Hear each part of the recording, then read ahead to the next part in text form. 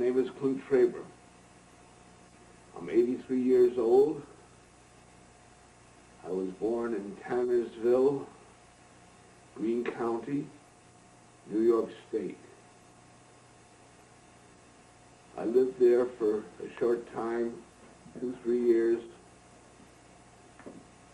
Then I moved with my mother to Woodland, New York, to live with my grandfather and grandmother. My mother, in the meantime, had divorced my father. My mother went to work at Miller's store to help support us, which was diagonally across the street from my grandmother's house. Some of the early recollections was waiting on the sidewalk for my mother to come across the road when she got through her work.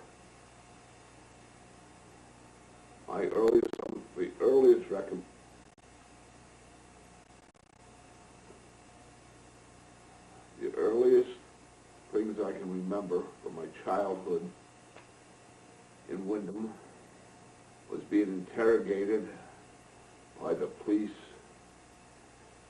in regards to a mate of mine who was about the same age, probably 4 to 5, who had been murdered. I don't think I had anything really to give him on that. Also, from those earliest years, the first fish I ever caught was a little small trout in the Wyndham stream below the lumberyard there, where my aunt had taken me fishing. And I remember coming up through Main Street carrying that fish on a stick. And I was really some proud youngster. My mother's birthday was June 29th, 1898. I don't know where she was born, but I have an idea she was born in Columbia County. In Greene County, I'm sorry about. She was born in Greene County, up near Woodland, New York, someplace. She died in Hudson River State Hospital in Hudson at the age of 89. My father's full name, I haven't got it exactly, but it's William McDaniel, M-C-E-A-N-I-E-L,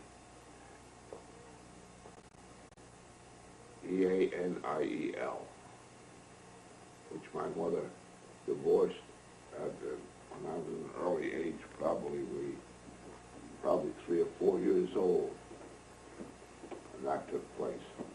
My father had been in the service, World War I, and a young man, he ran around a lot, I guess, and had led to the breakup. He was a well-known mobile ball player and worked with my grandfather in some of his work.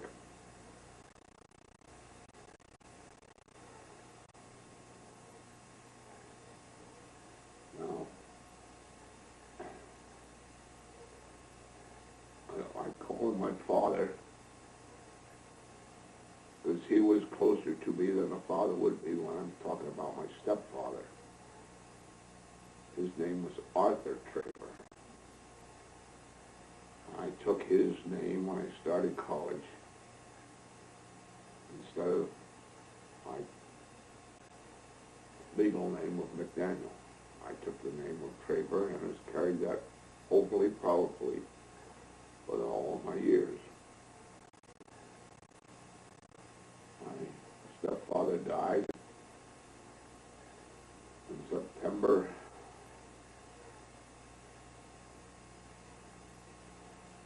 19 not sure whether it was September now or whether it was October. It was the fall of 1948. My grandfather, Charles Kissock, Kissock, of Wyndham, was a stone cutter. In fact, we have in our records a newspaper item where he carved these stones down in Ashland, New York, into the side of the cliffs. Now, they wasn't as extensive as the ones with our presidents and all, but they were still extensive. And actually, they were carved in Prattsville in honor of the name of a man who developed and built and supported the community that bears his name, Prattsville.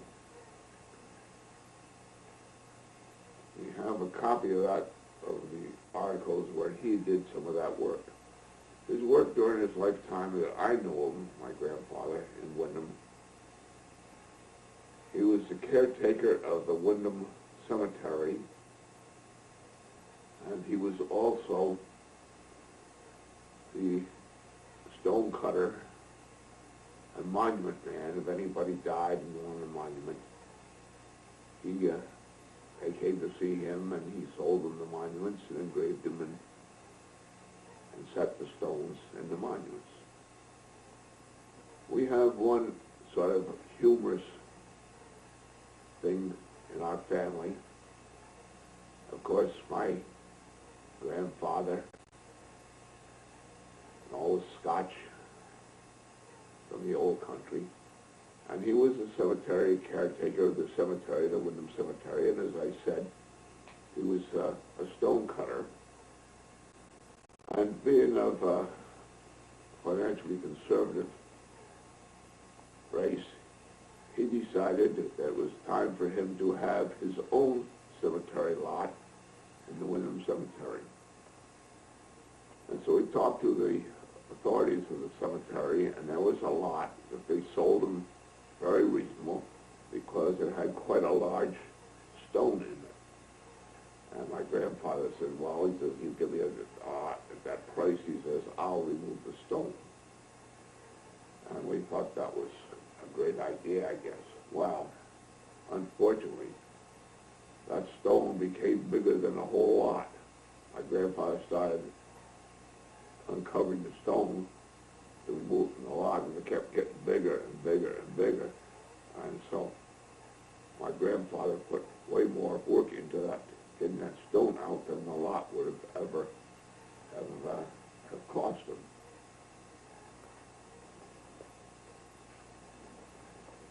I see somebody wants to know where I was born and the birth date. I was born in Tannersville, New York, where my father had lived before he went to service. And in the middle of a snowstorm, about 4 o'clock in the morning, the doctor came over to the house early that evening. He stayed all night. I understand I was born somewhere around 4 o'clock on February 15th, 1918. Tommy, do you need a break? No, keep going. I'm just checking to make sure the sound's on. Okay, go on.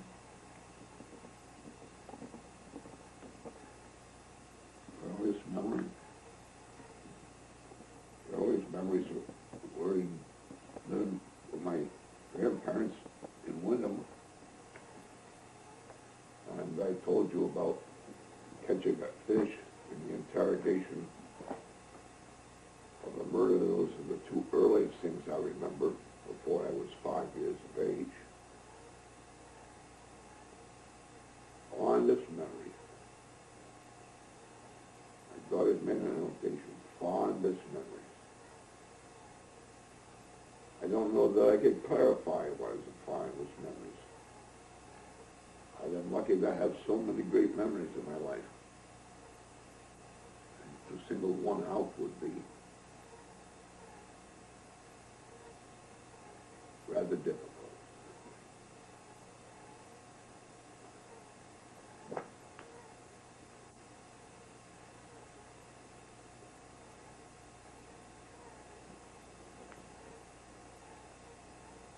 School history. I went to grade schools in Catskill, New York, from kindergarten through 8th grade, and then moved on to Catskill High School, where I completed my high school education with a course in commercial, which included shorthand and typing and accounting and like that, because I had no intention of going on to college. Those were Depression times when there wasn't any money around. Tony, can you cut that off for a minute? Mm-hmm. I gotta go with it. Okay. Well, we're back on film again. Not doing a very good job, but we'll try to get through some of it with you. Out of these questions, I'm going to begin to give you an answer. Earliest memories, fondest memories, worst memories. School history, any pranks. I'm sure that there were a lot, but I can't remember. Now, school and our activities in school years. I played all sports that we had. Now, don't forget, this was in the Depression times. Money wasn't available. Our high school, we couldn't afford to play football because of the cost of the equipment and especially the cost of the insurance. So Catskill High never had a football team. I played first base on the varsity baseball team. I played center on the basketball team. I was captain of the golf team, captain of the hockey team. And in those two sports, the school did not provide us with transportation. We had to get our own transportation. And equipment was negligible. We had our own golf clubs, our own golf balls, and like that. In hockey, I had hockey gloves, and hardly anybody else had any hockey equipment outside of our sticks. The school didn't provide them, but we played the various schools around. Same with golf. I played against Walter Hagen's son, who played for Milne High up in Albany when I was in high school. One of the fellows I played against was Bill Gressick. Bill was a year older than I was, but we were about the same in school. The reason he was a year older, his mother wanted to go back to Scotland so he could be born in Scotland. She wanted to make sure that, of course, there was Scots, that he was born in Scotland, so she brought him in Scotland and then come back here. And I played quite a few matches. He was from Tannersville, I was from Catskill. And always in the first 9 holes of the match, I always had Bill down, always had him beat. But then the second 9, he got on my nerves so that I always lost the second 9 to him. That continued until after we were out of school when I finally beat him. What he would do, we'd be playing each other, and he'd pull a club out of the bag and swing it 3 or 4 times and put it back, and pull another club out and swing it 3 or 4 times and put it back, and he'd go back to the original club and do the same thing. Then he'd see one of his teammates walking up on another fairway, and he'd leave the bag, walk over to see how they were doing. And by the time of the second 9, I was a bundle of frustration. I could beat him, but I couldn't beat his tactics until after we were out of high school. And then I played him when I was assistant pro, like that, and then I beat him, but things didn't bother me that much there. School, baseball team, I played first base. I was a good fielder and poor hitter. I think I led the league in fielding percentage. I was a good fielder, but when it came time to hitting, I hit too many golf shots. I got a lot of high, long balls to the outfield that were caught due to my golf swing. Basketball, I was just mediocre. I wasn't any star, but I was under varsity and had our winner in the varsity. Hockey, playing hockey, that was one of my favorite sports. I played well. I was a good shooter, and we had a team. We thought we were pretty good. It was depression, and we played around. We played just various teams, and we thought we were pretty good. And then at the Tannersville Winter Festival, they scheduled us in against a team from Poughkeepsie, Newburgh or Poughkeepsie. I think it was Poughkeepsie. Well, we were all anywhere from 19 to 20 years of age,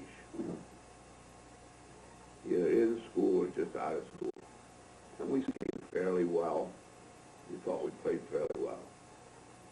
Well, these guys came skating on the ice before this tournament. They were all outweighed us about 20, 25 pounds. They all were fully equipped.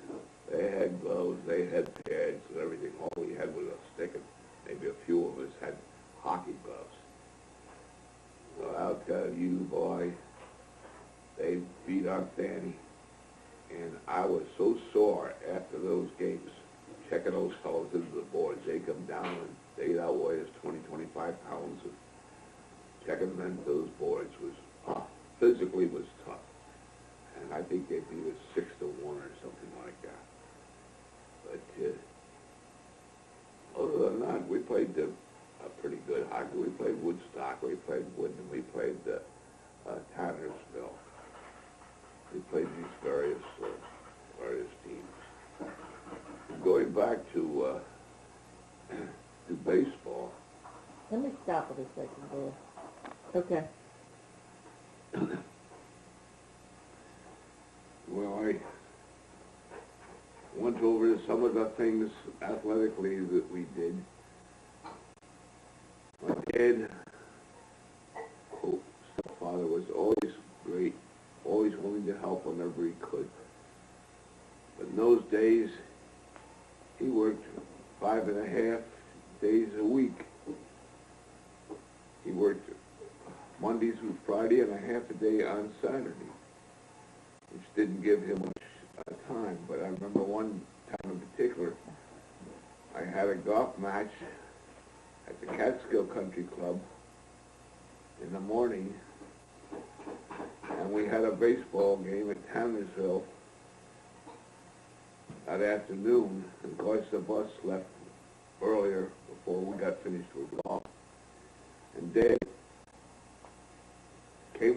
car and took me directly from the golf course to the baseball diamond.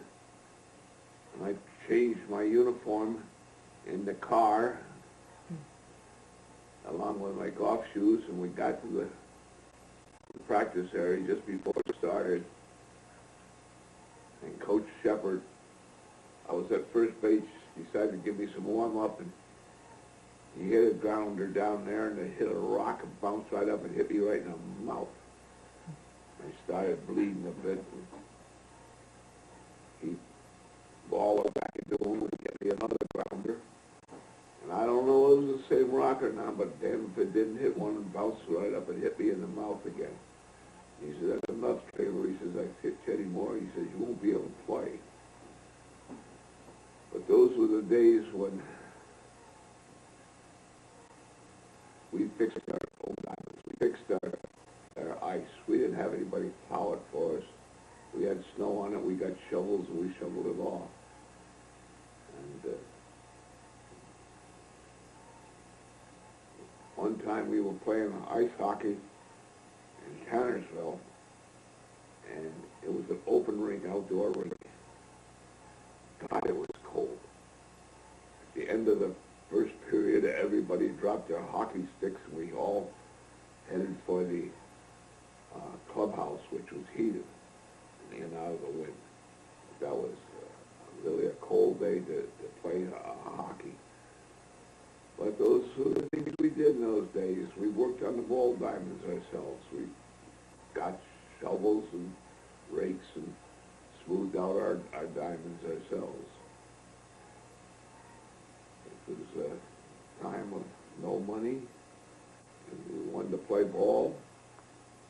Under good conditions, we had to work on the diamonds ourselves.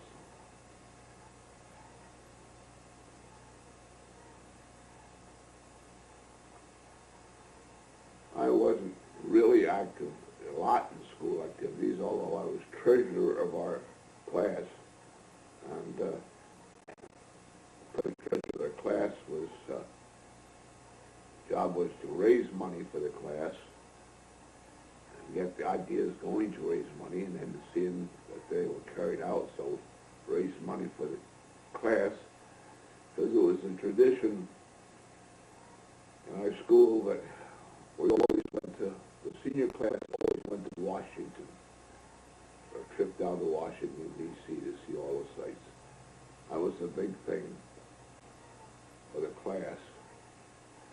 And I was pretty successful raising money, and we had enough money to go with. Unfortunately, Clint Traver didn't get to go in the class, because at that time I was playing cards, and my mother found out about it. She was very unhappy that I was gambling, and so she took it away from me. I wasn't allowed to go.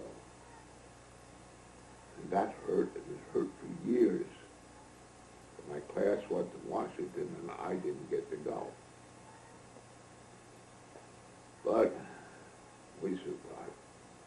Same way now with our senior ball. Our senior ball, we had it at the Armory, and I was chairman of that for our senior ball. And part of that was to get an orchestra. And we had a lot of money. I say a lot of money. $500. It was a lot of money in those days.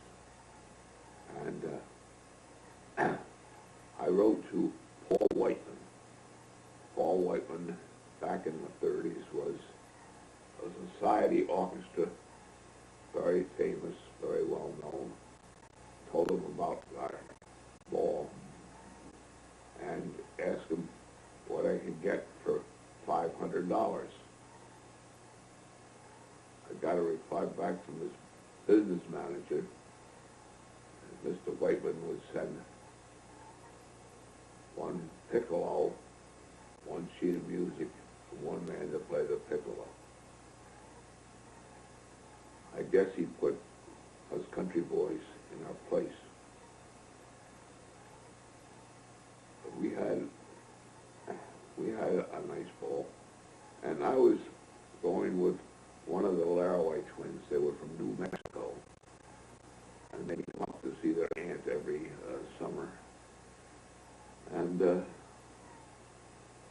lot different than the local girls. They drove their cars and had their own cars and things like that. And I really didn't know what to make of it during the ball, because I had to walk 2 or 3 times being manager. I had to walk across the floor, and Joan accompanied me. And that was the first time that I had ever seen a topless bra. And I felt sure in hell those boobs were going to bounce out of there as I was walking across the floor.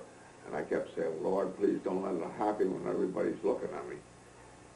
But there was no accident. It was just a country boy not knowing what was going on in the world. And,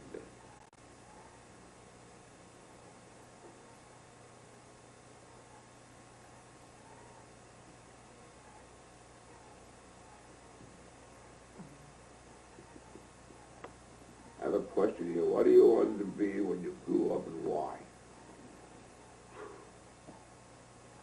When I wanted to grow up, I just wanted to survive. I eventually took a job at the pocketbook factory after high school and got paid 30 cents an hour, 40 hours a week, $12 a week. And I contributed to the gal who had a car to take us back and forth from Catskill to Athens.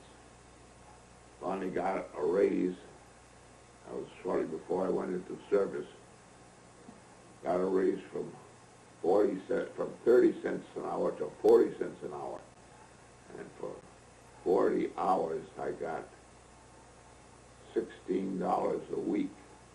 And boy, we thought we had it pretty damn good. It was at the same time that my friend and I, Sig Feinberg, we were out of school, and we bought a car together. First car we ever owned.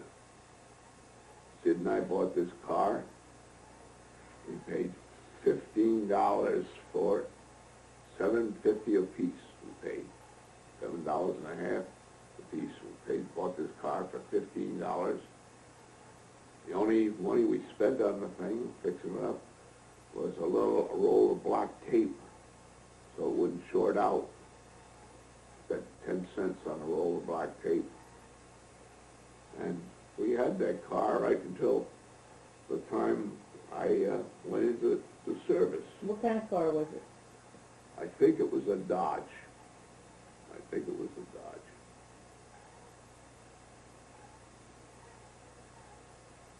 It was a Dodge because when I came back, from service, there was no cars available. And I finally bought a Studebaker with no front right seat. Mom, if I took her, we were engaged then, she had to ride in the back seat, and I drove in the front because there was no front seat up there.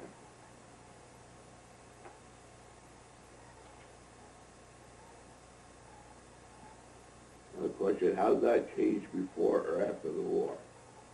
Well, during the war, I always thought that I would like to be a doctor. But I didn't have the money. I didn't have the time to spend for that. And so I changed my viewpoint. And in college, we had a woman there who was teaching a class, and her husband was the original founder of the college, Cincinnati College of Embalming, so they gave her this job just to do. And we sort of goofed off in the class most of the while. One of our assignments was to write a little essay of why you wanted to be a funeral director. about a week after we turned that paper in, she called me up to the front class and she says, Mr. Traver, she says, I can't agree with your sentiments, but I got to give you a good grade, passing grade, for your honesty. My answer was, why do I want to be a funeral director? Because most of the funeral directors I saw and knew drove big cars and had time to play golf. Mm-hmm.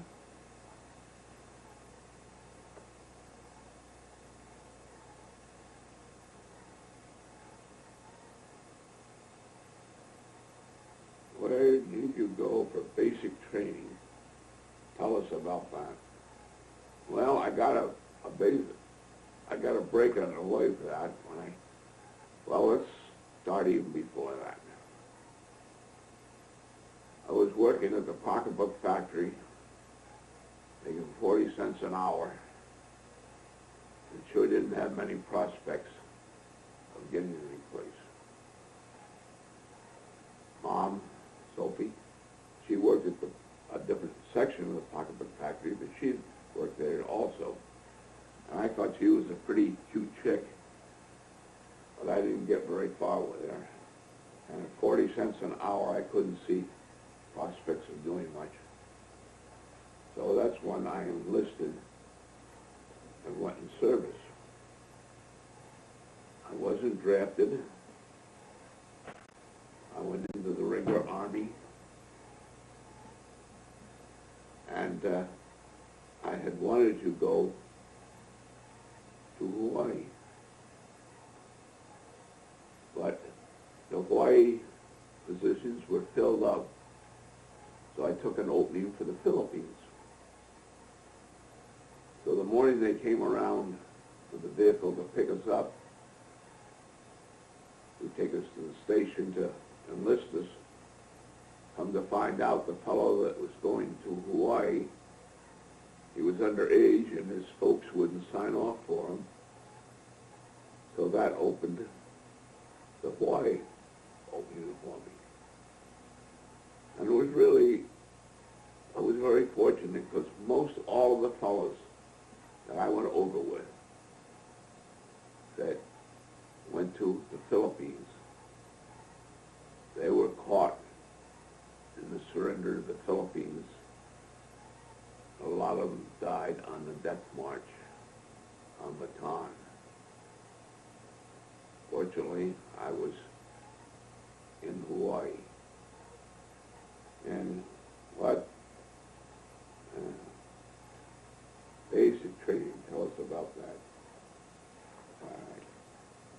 I got this a little backwards. I told you how I ended up in Hawaii because I missed the Philippine assignment and got the Hawaii assignment and got the basic training. Now, I took my basic training in Hawaii. And when I came off the boat in Hawaii, as a bunch of these great big tall big guys, really sharp uniforms, different from other people. I'd never had any basic back in the States. I was a drum major for the VFW drum corps in the war, so I knew something about marching like that. But back in the States, I was only here 2 weeks before they sent me down the coast through the canal and then on to Hawaii. And that's where I got my first education, was on that trip down the coast to Hawaii. I got in with these fellows that played cards, and one of these fellows was a professional card player. And he took me under his wing and taught me a lot. What he taught me primarily, it was much more advantageous, much more profitable to run a game than play it. So when I got in the Philippines, I got into Panama. He banked me so I could buy a couple decks of cards and some chips, and I set up my own game. What you did in those things, you got the guys to play, and you took a little bit out of each pot for the cards and the chips and things like that. In fact, that was a common occurrence back before I even went into service. I won't forget one time my stepfather kicked my fanny the whole length of Main Street in Catskill. He found me playing poker in this game in the back of this pool hall where the little Mickey, he ran the game and he cut the game. He had a bunch of us caddies and guys with 40, 50 cents in there, and he's supposed to take a penny out of every pot, and if we weren't looking, he'd take 2 or 3 pennies out. When the game was finished, the players didn't have any money. The house had all the money. They'd take it all 1 or 2 cents at a time. So I wasn't as bad as that, but I ran a poker game, and we provided, it depended on the situation. I had a thing going with a mess sergeant where I could get sandwiches. He'd provide me with food and things like that. And I'd run these games, and I would play. And there was 3 of us became sort of a group. Mike and Steve and I. Mike was strictly a crap player, and Steve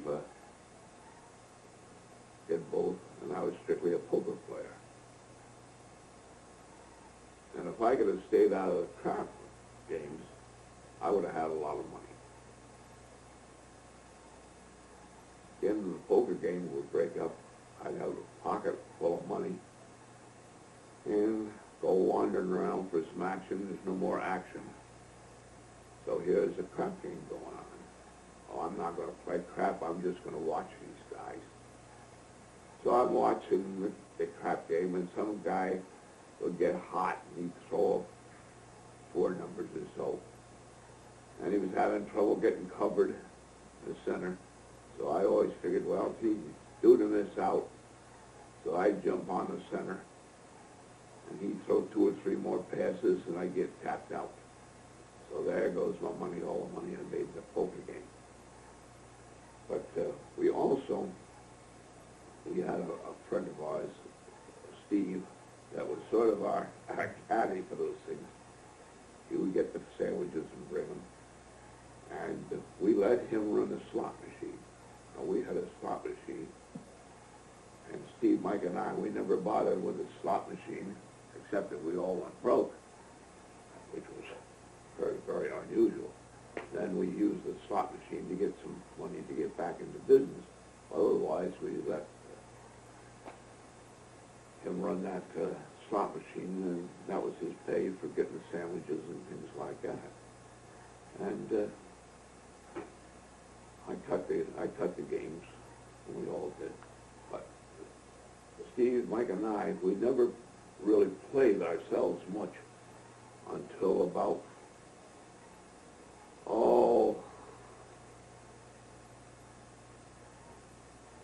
6th, 7th of the month sometime there. Because we let all these little games get going. There was little poker games, and there was little crap games all over. We let those get going. And after about a few days, that money had accumulated into a few hands. There was just a few guys that had all the money in the company.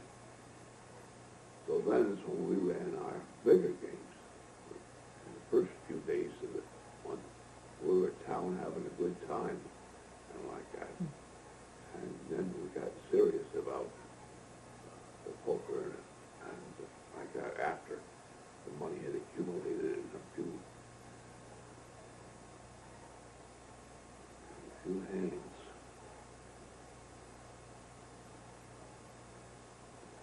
Yeah.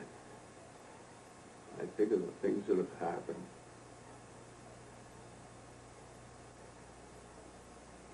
yet it was a good education. I was getting an education that was make me a lot of money later on.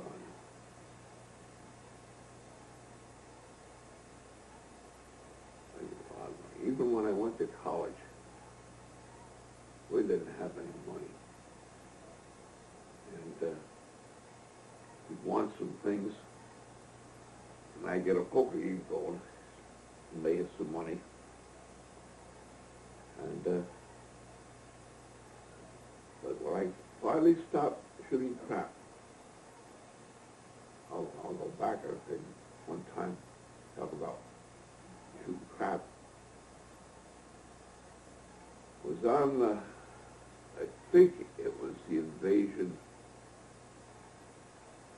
of Italy, one of the invasions I was on. No, I guess it was on the Philippines, that's what, one of the last ones, in the Philippines. Our ship, our convoy, our ship is docked at a Navy recreation place, the island, and they had beer there, it was warm beer. That night, we had stew, to eat. And the captain of the ship decided to have an alert, a smoke alert, and he started these smoke pots going. And it was a hot day. And with a stew.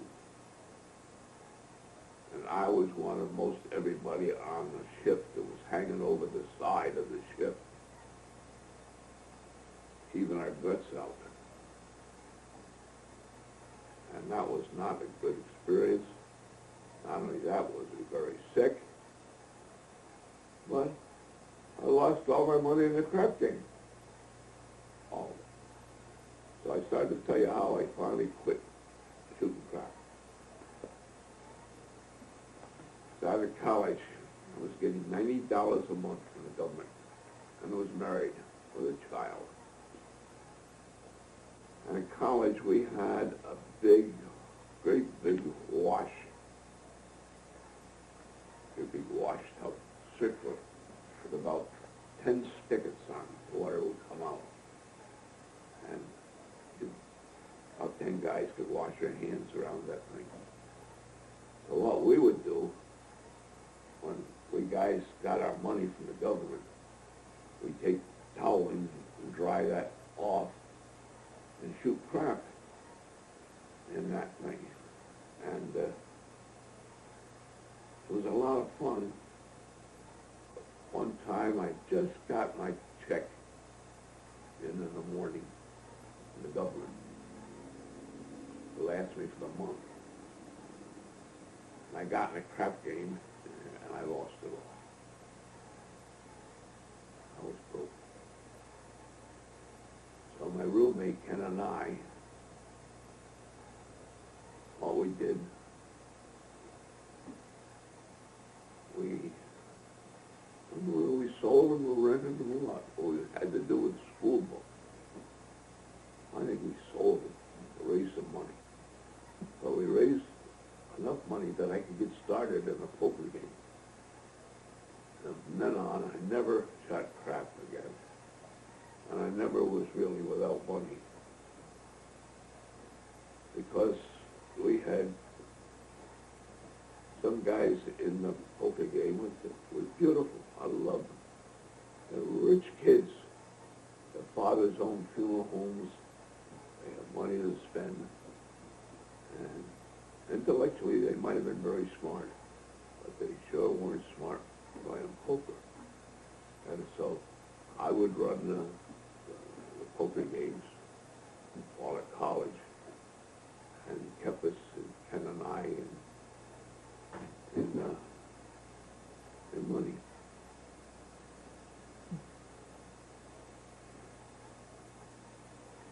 You want to take a break, Ed? You want to eat lunch? Yeah, just a minute. Let me just look this over.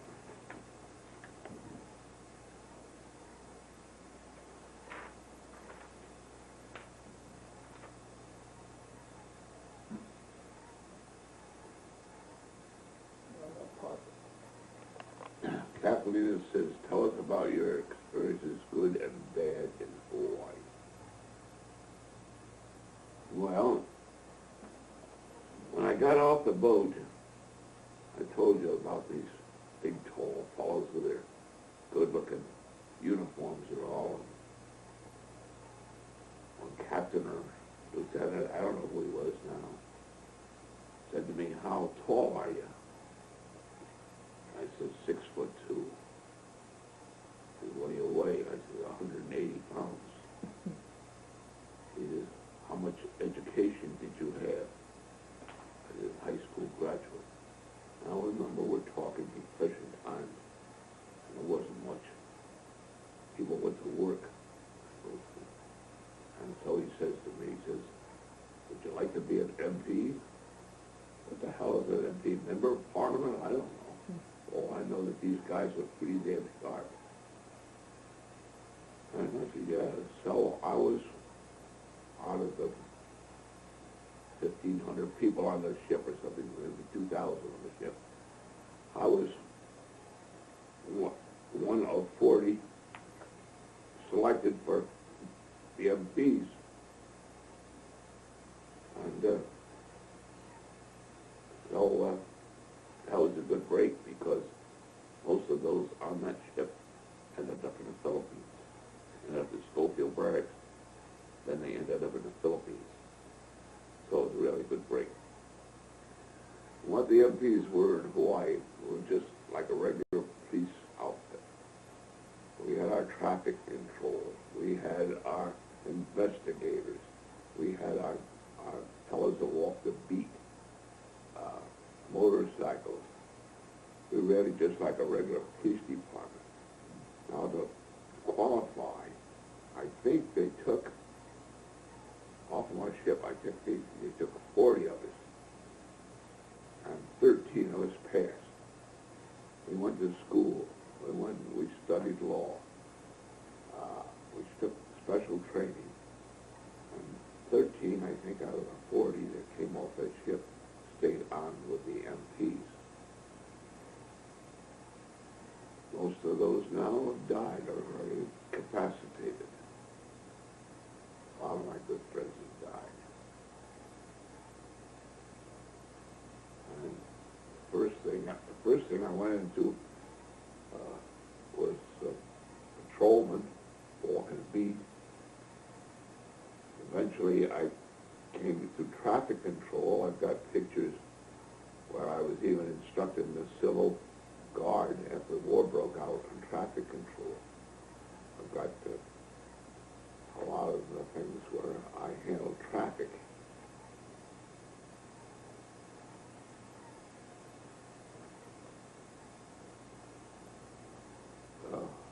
December 7th, 1941, Pearl Harbor Day.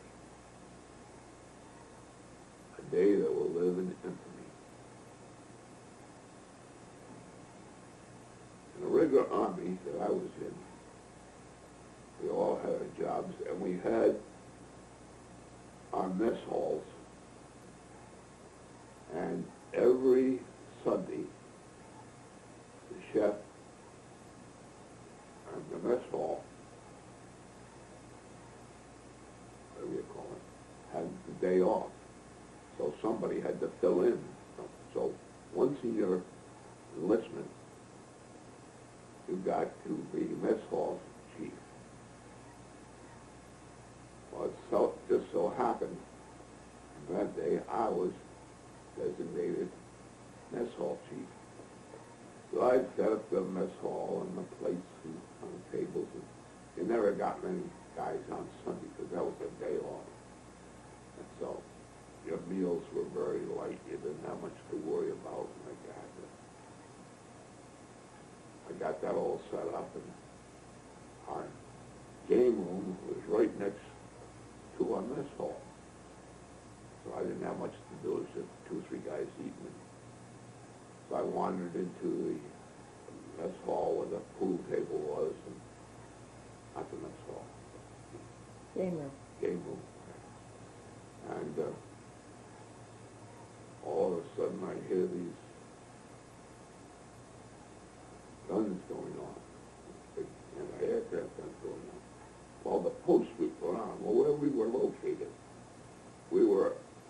designated as an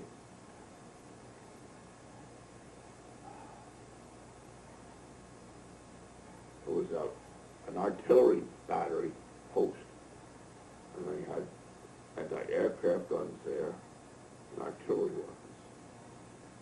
And they started firing. We said, it's just like the goddamn service.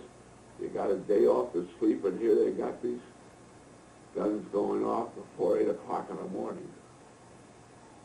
Well, in the game room there was a radio that we usually had it on, and it came over the radio.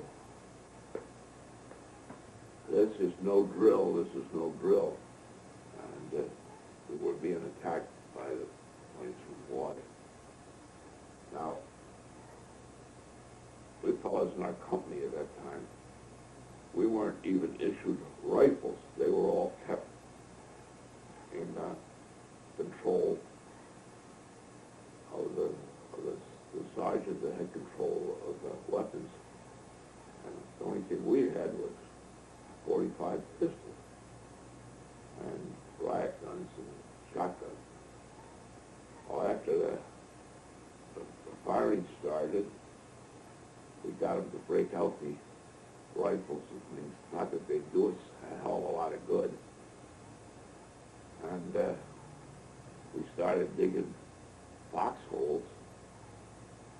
I needed to have something to do. And we weren't any real danger. We had a couple of shells come near us, but we weren't under any concentrated barrage. That was reserved for the fleet at Pearl Harbor, the airfields at Schofield, not Schofield, but Wheeler Field, and the other airfield there, which were bombed pretty damn heavy. But as far as being in any real danger, we weren't. We got up on a roof, and we with our rifles, and we're trying to shoot at the planes, and they didn't have any more chance of hitting those planes than anything. They gave us something to do, felt we were doing something, and like that. And we always had, every day, and especially weekends, we had a beach patrol. A couple of our MPs would be in trunks, resides, MP on and patrol the beaches in case there was any problem. And we put them out fairly early in the morning. We put these beach patrol out about 7 o'clock in the morning. Well, the Japanese bombed us. We forgot all about the guys on the beach patrol. And they didn't get back in until late at night, and they had to hitchhike their way back into the fort, because we forgot about that we had them on patrol out there. But we knew this was coming. We knew it. Our company, every year, the officers had a beer party for the men. You go out on the beach, you'd have your stuff to eat, and you had your beer to drink. And if you had an argument with somebody, didn't care whether they were officer or man, you put on the gloves, you got rid of it. And half the company had the duty in town running the city, and the other half was on the beach patrol, the beach party. And then you switch the next night and switch places, and the other ones are on patrol, and you had the second half on the party.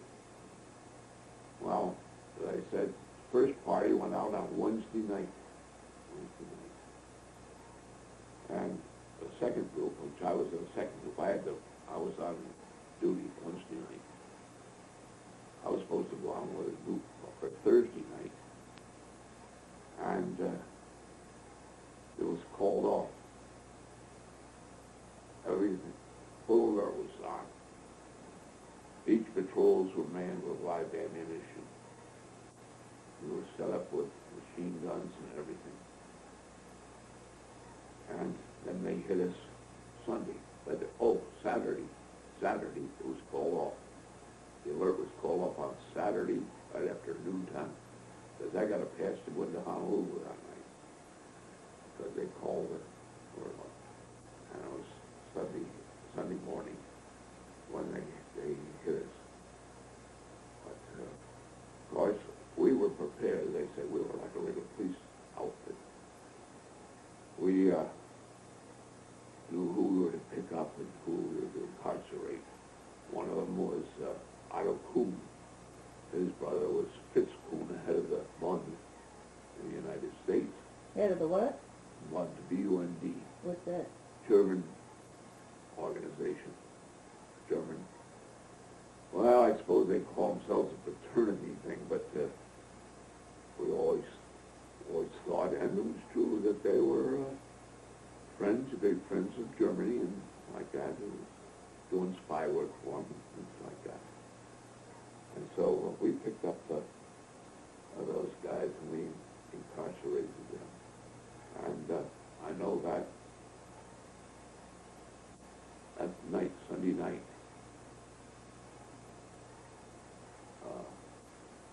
incidentally, I was a sharpshooter with a 45, one of the 2 or 3 of my company that were. And that night, we were on patrol, no lights on the cars, and we didn't want any lights on it. Some of these tall buildings in Honolulu, 5, 6 stories up, their lights were on from the day before. And I remember going and shooting some of those lights out. And like I said, I was on patrol with the civilian police, and we were going around and picking up Japanese that we had information on, and Germans, to incarcerate them. And that was the first night. And the next morning, I was assigned to the police headquarters downtown, where they captured a Japanese 2-man stub and brought the captain in for interrogation. And our orders were one, you can't let them escape, and you can't kill them. So I mean, they're up with a baronet, tall building, and Jesus, they suppose he tried to jump out of the window. What do you do? But they had the Army intelligence, the Navy intelligence. They had CIA, different ones interrogating this Japanese sailor who had this 2-man sub. They got nothing on him.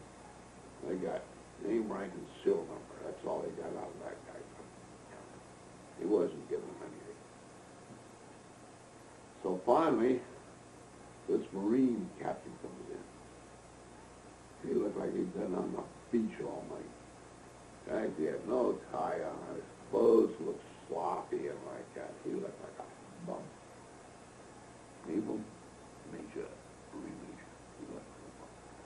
So he started interrogating. He's only 23 years old, and you graduated from the Japanese Marine Academy at the age of 23. Wow, that's great. And they gave you got a charge of a submarine at such a young age, you know. And finally, does this man have anything to eat? Hey, how about some food? And at the bottom floor, there was a restaurant down at the bottom of the building. So this Marine sent down there to get some Japanese food and some tea and come up. When he got through, you think they were long-lost buddies and all. That guy would tell him anything he wanted to tell him, but that Marine worked, the intelligence officer worked him real good.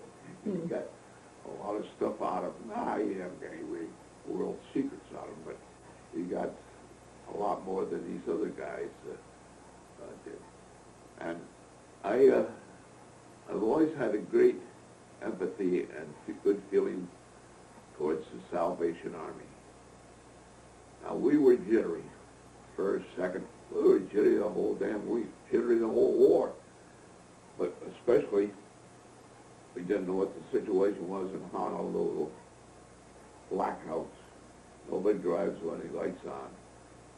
And the Salvation Army set up trucks to come around with coffee, donuts, and things like that for us, when it was really dangerous to drive. I mean, it was really dangerous to drive. You never knew when somebody was going to show you. You'd hear shots going over all the while. People get jittery and they'd be shooting. But they were right there, but Red Cross, forget the Red Cross. One time in the Red Cross, it was in the Philippines, where we'd taken some prisoners. We had them in this barbed wire prisoner enclave. And we hadn't had anything really a long while, provisions of us Army guys. The Red Cross came in for where these Japs were, and they gave them all these cigarettes and stuff like that.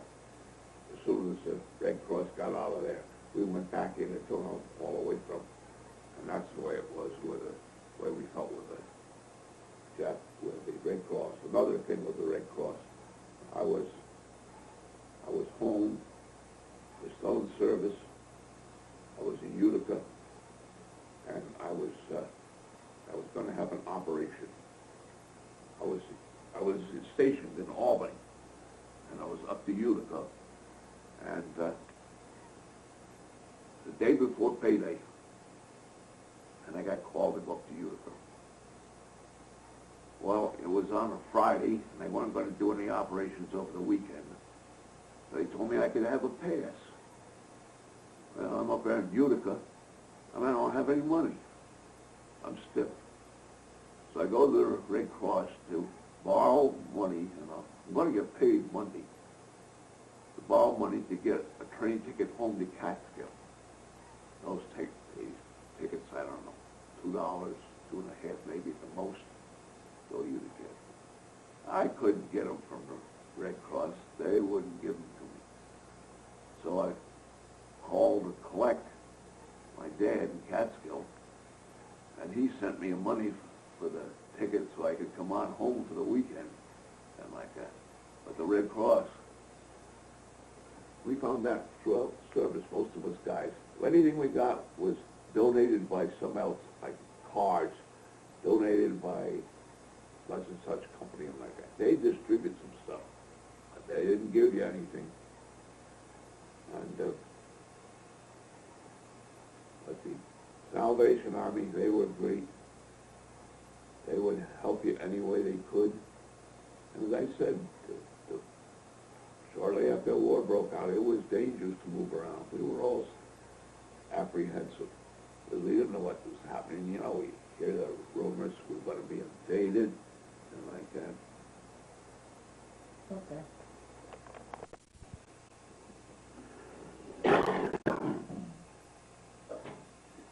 I don't know just where we were in our narrative, but it doesn't make any difference. But before the war broke out,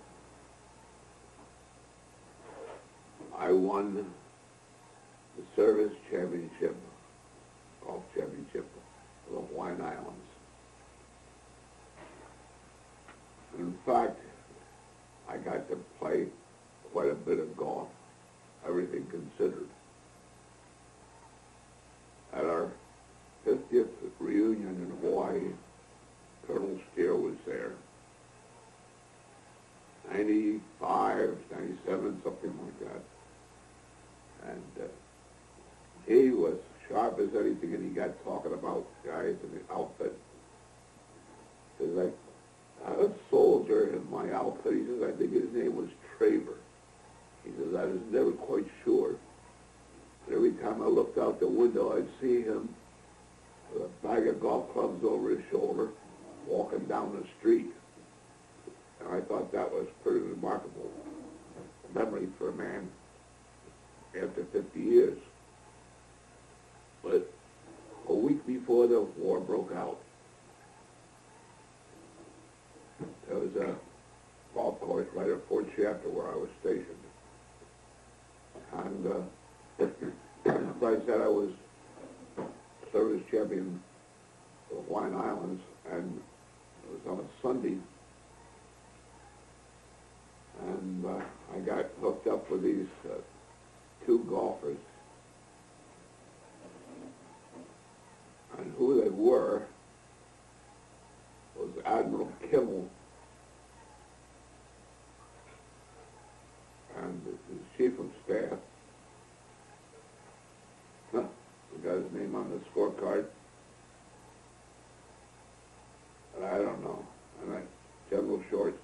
General Short was in charge of all the Army on the islands, and Kimmel was the Navy Admiral in charge.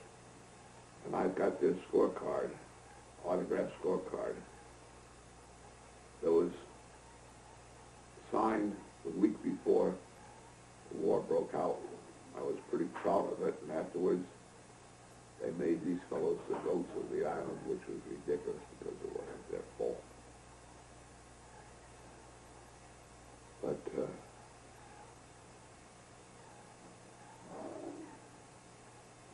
I did my work like the rest of us did before the war broke out, but when I did have some time off, I got time off to go and play a little golf. In fact, I had won one of the qualifying spots to come back to the States for the U.S. Public Links Tournament. And the war hit us, and I never got back there to play.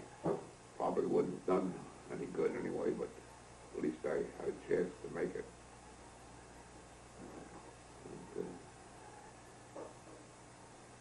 And, I had a lot of things I remember. In peacetime, I said I ran a poker game there, and we had a thing going on in service. We called it 3 for 4. Will borrow money from you. You borrow $3 from you, and then payday, he pay you back 4. It was pretty good if you could get enough built up. And I just built up where I had about $1,000 going on a month, which was pretty good. And I know I'd been on duty that night before, and I was sleeping in the tent there when First Sergeant and one of the officers come in and woke me up. And I was sleeping, and they says, can we go through your foot locker? I said, sure. I knew I hadn't stolen any money from anybody. So they went through my foot locker, and they didn't find anything that they wanted.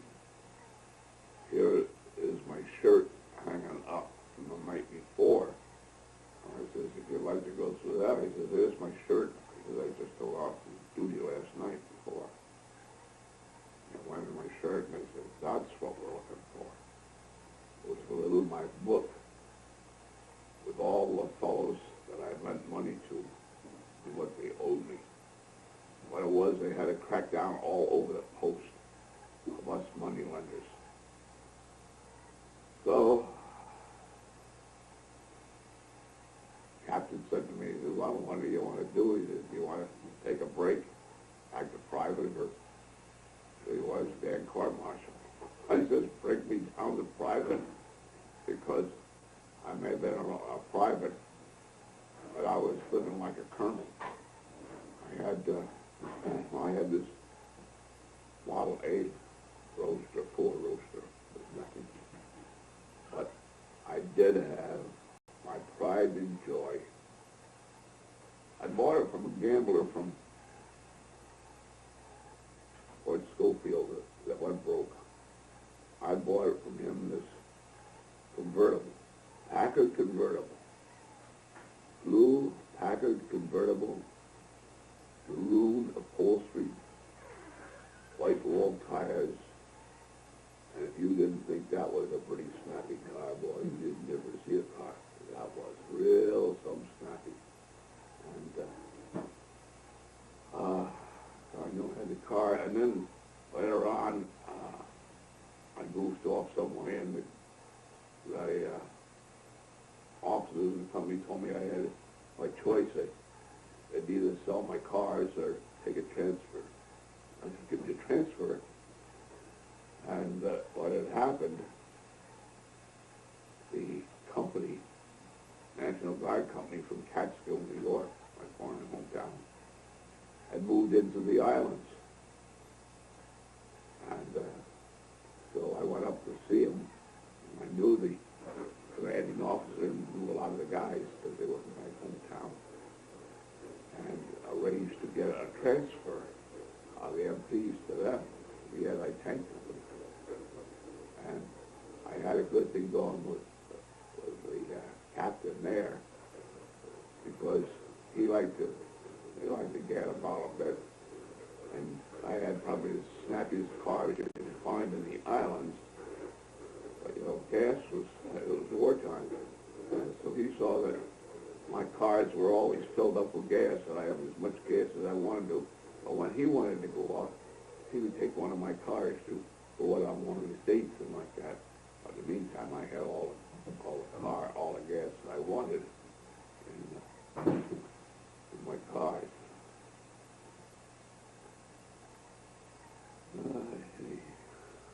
When they took that book, did you lose your money? Huh? When they took that book, did you lose that $1,000? Oh, sure. I mean, guys weren't going to pay me along like that. And the funny thing, the guy that turned me in, the guy's name was Hill, I can remember to this day. He'd only been over in the islands less than a month. And some guy told me, he says, yeah, he says, I know Hill from back in the States. He says, he's all right, you can lend him $3. So I lent him $3, he had to pay me $4 back.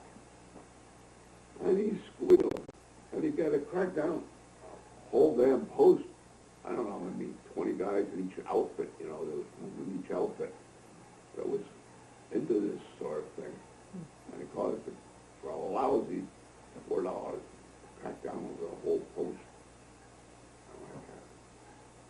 Yeah, that was, it wasn't long after that. Wasn't long after that when I transferred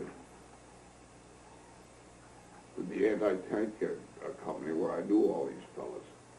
Because this wasn't my idea of a war. We had a policeman, which is essentially what I was. So there's different types of policemen, but we were basically police officers. And so I transferred to this anti-tank company, 27th Division. And that's where I met Steve Ozenball the first night. They had a crap game going on. And I had some money. And it looked to me, I watched the game, and it looked to me that everybody was out against this one guy. I mean, he was taking all the bets, and everybody seemed to be trying to get into this guy's bundle, like that. And they were pretty successful. His name was Steve Ozenball. And so I kneeled down next to him. Keep going, I'm just going to pull this thing up. You look like a shawl. Okay. So I kneeled down to Steve, and I said, looks to me like they're giving you a pretty bad time. I says, you mind if I take some of your action? And he says, no. He says, let it go. So I took some of the bets for him. And when the night was finished, Steve and I were broke. We didn't have any money. They took all our money. But that was my start of my friendship with Steve Ozenball. And we we had some great times together.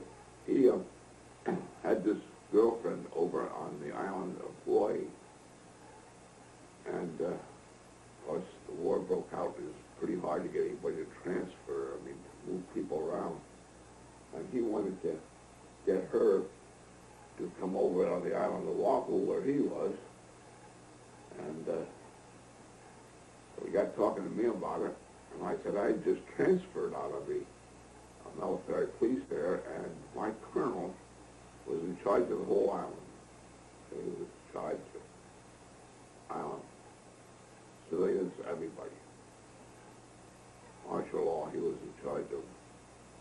So I went to see Colonel Steer and told him about this fellow and his girlfriend, his wife, and I said they wanted to get her over here.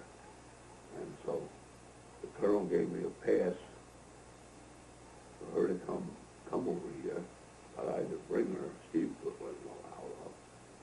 So I went over to the big island and met this girl, and I got her to move over to the island of Oahu, where we were. And the funny thing, she was a lovely girl, lovely. And Steve married her, and after he married her, they didn't get along. When they were living together, they got along fine. They got along fine until they were married. And then they finally broke up and like that. But I've got some pictures of her too. But also on the island of Oahu, before the war and shortly thereafter, I met this fellow. Well, we used to eat. We MPs used to stop at this place at Cow Corners, and the owner always set us up with hamburger or Coke or something like that, because if he had any problems, we come in there and straighten things out. So it was a very quiet place, and he appreciated it. And so we ate there quite a bit, and there was this softball team of native fellows there. We used to hang out there. And I talked to them and got to know them. And one fellow I got to know real well, David Olama. Yeah. And Dave had a beautiful home right on the water. He had a beautiful Packard car. And his father was in a metal business, something to do with metals and like that. And I got to go around with he and his wife quite a bit, but she ended up taking off with a Navy lieutenant or something. And Dave, to this day, he and his new wife, I say new wife of 20 years or more, were very good friends. Every time Mom and I go to Hawaii, we go out with them. And we exchange Christmas cards all the while. And one of the nicest times, one of the nicest times Mom and I ever had in Hawaii was with this David Olama this night and his wife. Dave took us to a native Hawaiian place. Now there's a lot of places for tourist traps like that. But this was really a native place. They had fans and palm trees, and it was all natives in there. In fact, I guess we were the only white people in there. And Dave was a beautiful voice, got a great voice. And one of the fellows in our party, he was white. He'd been over there in Hawaii for a long while before the war. He had his own radio program and all. And he knew Hawaiian as well as a native did, almost like that. And about 4 of them that night got sitting around the piano singing native Hawaiian music. And they sung for hours. And Mom and I said that was the best time that we ever had in Hawaii. We saw a lot of commercial Hawaiian shows and like that. It's just these fellows singing native music around the piano. It was great. And Dave's got a daughter who works in Japan. She has for quite a few years. He's an interpreter over there. And he gets to see her too often. She comes to Hawaii sometimes. But his daughter is an interpreter in Japan. But Dave and I have been good friends, and I lost track of him during the war. There's another story. And we were going to go, I think it was when you gave us the first trip there or something. We were going to go to Hawaii. And I said, God, wouldn't I love to see David Olama if I could ever find him, you know? So how are you going to find him? So I wrote to the register, I don't know the register stock. What do you want? Shoot, so if you want something? No. No. I wrote to the Honolulu paper there and told them, I said, I used to know a fella before the war, by the name of David Olama. He had a wife by the name of Ulu. I told him where he lived. I said his father was in the business of making steel cabinets and like that. I said, I don't know whether he's alive or dead or anything. But we're coming to Hawaii, and I'd love to see him. But then the guy at the newspaper didn't follow it up, make a feature out of the thing. And he found David, found that he'd been divorced, found that he had a new wife, found what it was. And when he first got in touch with Dave, didn't ring a bell to Dave knew who I was. He just didn't ring a bell, but, several years. And finally, you remember, anyway, to go on story short, every time that we've gone to Hawaii, we got together with Dave and his wife and was going out to dinner with him like that. So we kept up that friendship, not real close, like I say, but we kept up friendship with him for a long time. David Olama. Dave worked in shipyards at Pearl Harbor. In fact, he's just retired. And God, Dave must be 75 at least. Because I was a little older than he was, but not that much older, because I was in service when I first met him. Let's see what else we want here.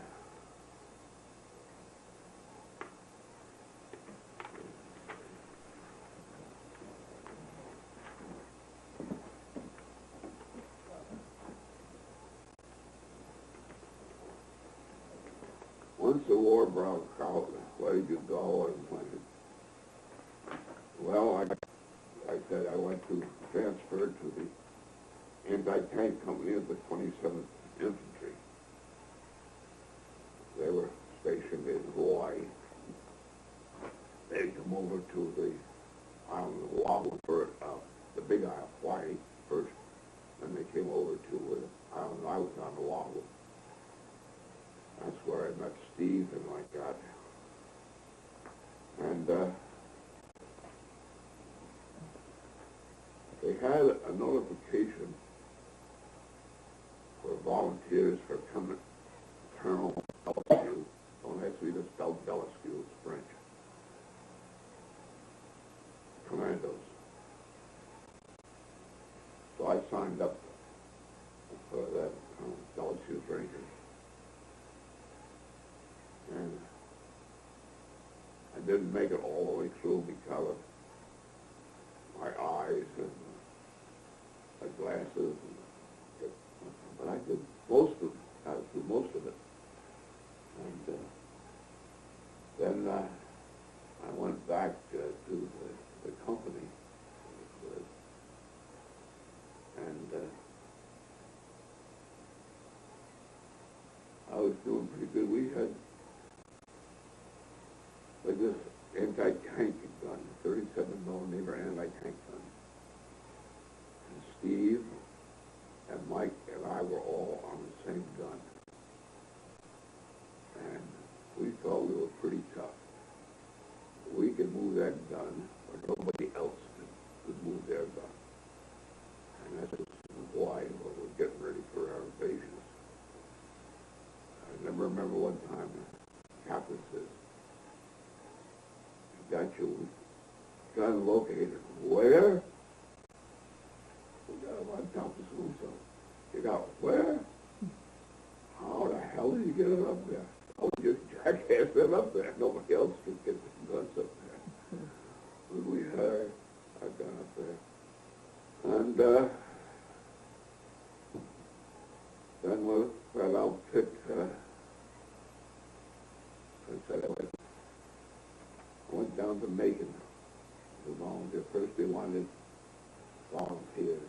Turned out to be the Gilbert Marshals. We landed at the same time that the Marines hit Tarp. Marines hit Traver. And our invasion chief, we had Blue Terry, but we were all in the same Gilbert Island. And the damn army is just like instant school up north. One, we were supposed to go in and take this Macon Island, and it was only supposed to have, I don't know, about 1,000 troops on it. We had a couple of thousand. After we got in, we found they had been reinforced shortly before that. They reinforced with a lot of troops. And our Navy had goofed somehow or other with the information on the tides. And we had to wade in about 500 yards to shore under attack all the while. Anything else, we just had to wade in. We were setting ducks. And after we took that island, then we came back to Hawaii for replacements. And a little time off. And, some time off. Steve and I were at the Bluebird Cafe. It was a big drinking place. It was primarily Navy. There was more Navy in there than more Marines or anybody else. It set at any table that you could get. And Steve and I were sitting at this table with these two Marines. Now these Marines, we knew that they were just comparatively rookies, something like that. Steve and I had just come back from the invasion of Terry, the Gilberts. And these Marines at our table tried to give us a bad time, you know, Army was bad with Marines and all this sort of crap. And we knew that they hadn't seen any action like that. Steve was getting pretty mad. Now this happened maybe, what, 3 months after I left the MPs? No more than that. Well, anyway, Steve looks at me and I look at him, and Steve puts his hand under the table, and up we go with that table, and we each hobble one of these guys, and Steve and I start running out the door because we're outnumbered so many that we start running out the door. And we're just going out the door, and one of the MPs that I know grabs me.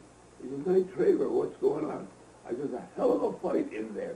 So these MPs went through the goddamn door, and Steve and I went down the walk with